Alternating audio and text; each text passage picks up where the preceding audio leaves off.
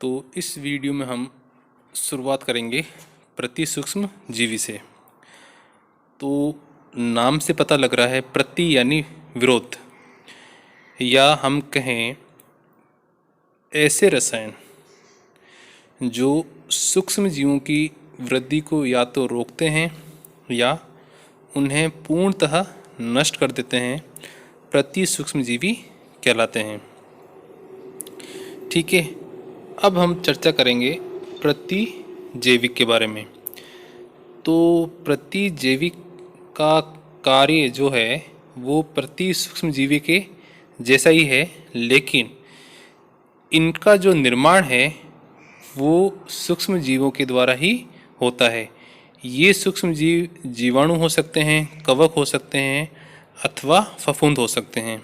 ठीक है, अब प्रतिजैविक के कार्य के आधार पर इनको दो भागों में हमने इसको बांटा है। पहला है जीवाणुनाशी और दूसरा है जीवाणु निरोधी।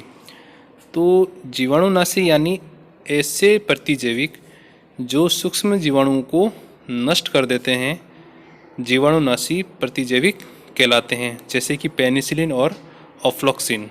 ठीक है, अब हम बात करेंगे जीवाणु निरोधी यानी ऐसे प्रतिजैविक जो सूक्ष्म जीवाणुओं पर निरोधक प्रभाव यानी उन्हें वृद्धि से रोकते हैं, जीवाणु निरोधी प्रतिजैविक कहलाते हैं।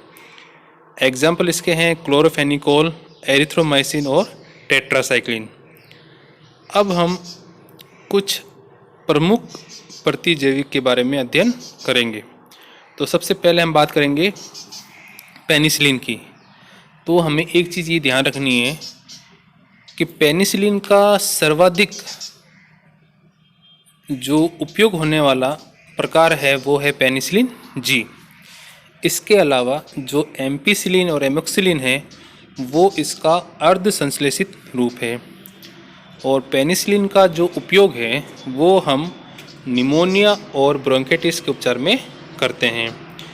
तो ये जो मैंने संरचना दे रखी है ये एक सामान्य पेनिसिलिन की संरचना है। ठीक है, अब इसके अंदर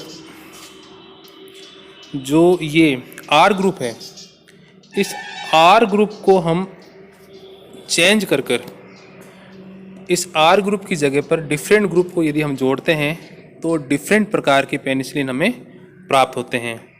जैसे कि यदि हमने आर की जगह बेंजिल ग्रुप यदि जोड़ा है तो बनने वाला पेनिसिलिन होगा पेनिसिलिन जी। इसी प्रकार पेनिसिलिन पी, के और ये एम्पिसिलिन। ठीक है, तो ये तो कहानी थी पेनिसिलिन की।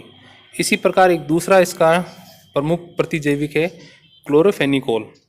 तो इसका हमें केवल यूज ध्यान रखना है कि इसका हम उपयोग पेचिस, निमोनिया और टाइफाइड के उपचार में करते हैं। अगला है स्ट्रेप्टोमाइसिन। इसका उपयोग हम तपेदिक के उपचार में करते हैं। और ये प्रतिजैविक जो है ये विस्तृत स्पेक्ट्रम प्रतिजैविक है। अगला है टेट्रासाइक्लिन, ये हमें ध्यान रखना है। तो इसके अंतर्गत दो प्रतिजैविक आते हैं।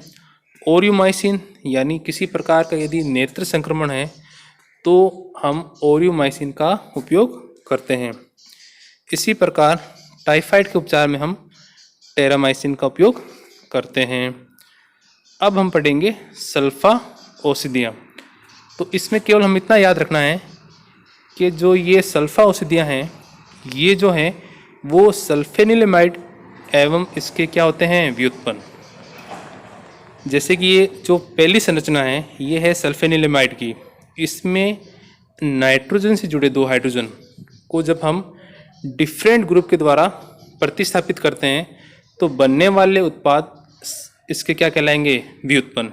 जैसे कि ये अगला जो है वो है सल्फा डाइईजीन, सल्फापिरिडीन और सल्फाथायोजोल।